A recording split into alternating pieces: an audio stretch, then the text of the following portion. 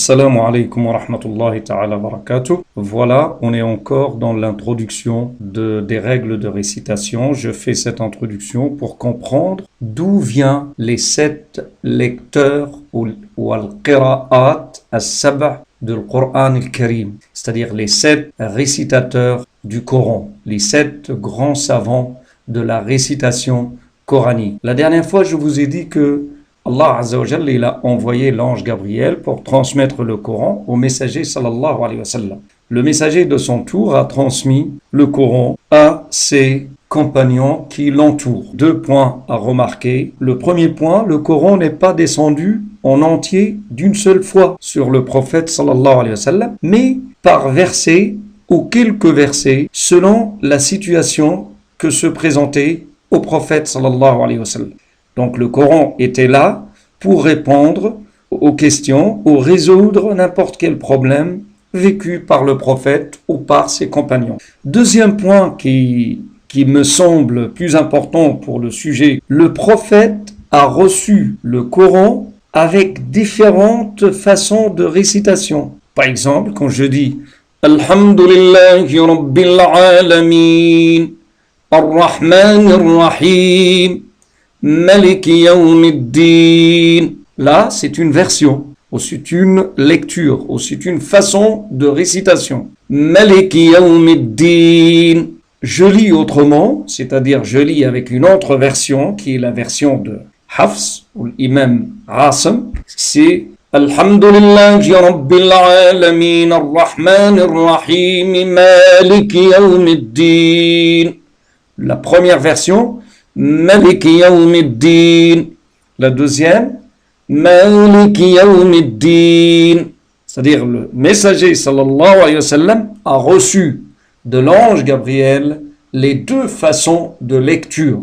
Et tout ça pour faciliter la tâche au dialecte arabe. C'est-à-dire il y a beaucoup des tribus, beaucoup de langues, la langue c'est la langue arabe, mais les façons de lire sont différentes. Et j'ai dit à son tour, le messager a transmis le Coran. J'ai parlé la dernière fois de Zayd ibn Thabit, qui était le prophète ne sachant ni lire ni écrire, ayant ou avait Zayd ibn Thabit était toujours son scribe.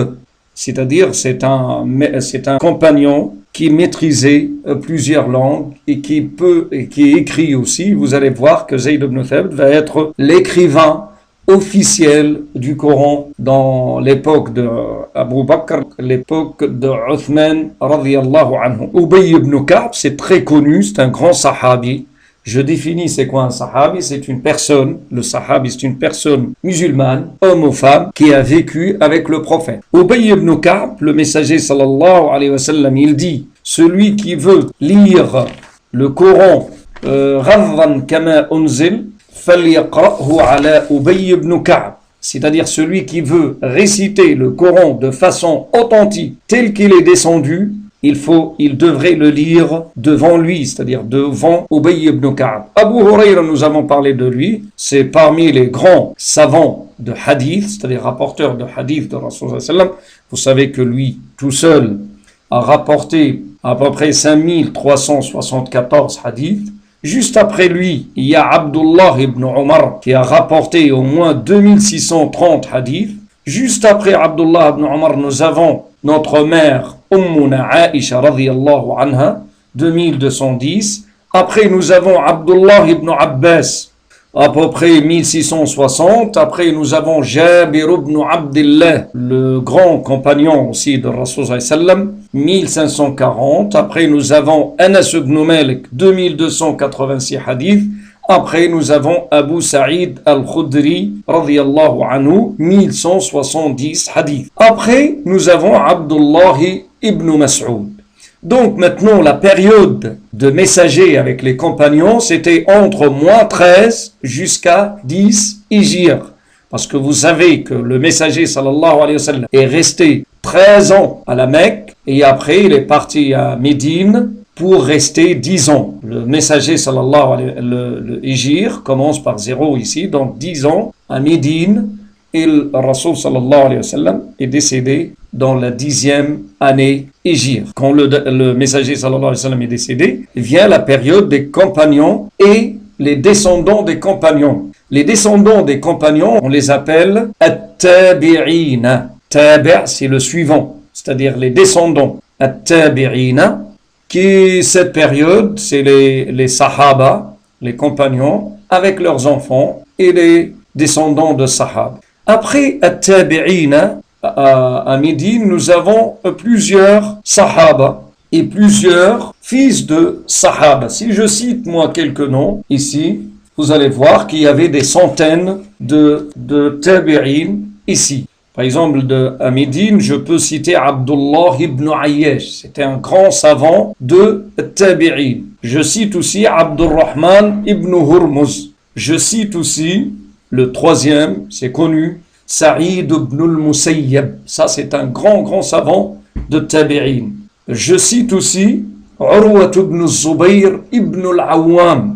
C'est un grand savant, celui qui a commencé à écrire la biographie de messager sallallahu alayhi wa sallam. Je cite aussi Omar ibn Abdel Aziz, radiyallahu anhu, qu'on l'appelle le 5e calife. Je cite Abdurrahman ibn al-Qasim, Abdurrahman ibn al-Qasim ibn Abi Bakr as-Siddiq, c'est-à-dire le fils du Abu Bakr, c'est-à-dire son grand-père, c'est Abu Bakr as-Siddiq. Et dans les grandes villes ouvertes par les musulmans, il y a toujours pareil. Par exemple, ici à la Mecque, nous avons Mujahid, c'est très connu, c'est un grand interprète du Coran. Mujahid ibn Jabr, nous avons Ata, nous avons le troisième Taous, et ainsi de suite. C'est-à-dire, il y a beaucoup, Fil Basra, qui est en Irak. Al-Basra, il y avait Al-Hassan al-Basri, il y avait Qatada, le grand interprète aussi du Coran, Yahya ibn Ya'mar, nous avons Ibn Sirin qui est très connu dans l'explication, interprète des rêves aussi. Pareil, Al-Koufa en Irak. Al-Sham, nous avons deux grandes villes. On a Sham,